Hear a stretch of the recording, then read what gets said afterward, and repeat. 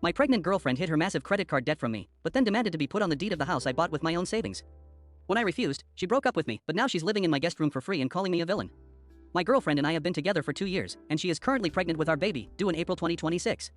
Before we knew about the baby, we had discussed buying a house together, and once we found out she was expecting, those plans went into overdrive. However, during the pre-approval process, I discovered something she had been hiding: significant credit card debt. Because of her financial situation, a joint mortgage would have been much more expensive than me getting one alone. I told her that since I would be the only one on the mortgage and 100% of the down payment was coming from my personal savings, I should be the only one on the deed. At the time, she said she was okay with this. We found a house, the offer was accepted, and we prepared to close in January. Then, everything changed. Suddenly, she refused to move in unless I added her name to the deed. I stood my ground. I am paying for everything: the down payment, the mortgage, utilities, taxes, insurance, and all maintenance costs. Putting her on the deed would mean giving away half of my largest asset to someone who isn't even financially contributing to it. The situation became so tense that a few weeks ago, she broke up with me.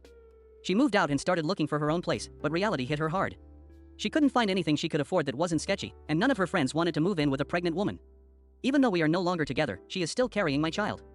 I wanted to ensure my kid has a stable, safe environment, so I made her an offer: she could move into one of my guest rooms. We now have a written lease agreement where I don't charge her a penny in rent. She just has to buy her own groceries and furniture. It is not an ideal situation, but it keeps my future child safe. However, the complaining hasn't stopped. She constantly makes comments about how this is not really her home and how it's unfair that she has no legal security. She tells me she feels she is at my mercy because everything is in my name. She even demanded to redecorate the entire house to make it feel more like hers. I compromised and told her she is free to decorate her room and the nursery, provided she doesn't make permanent changes like painting the walls.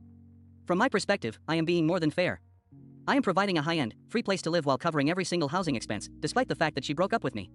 I am fulfilling my responsibility to my child, but she still treats me like the bad guy for protecting my financial future. So, Eta?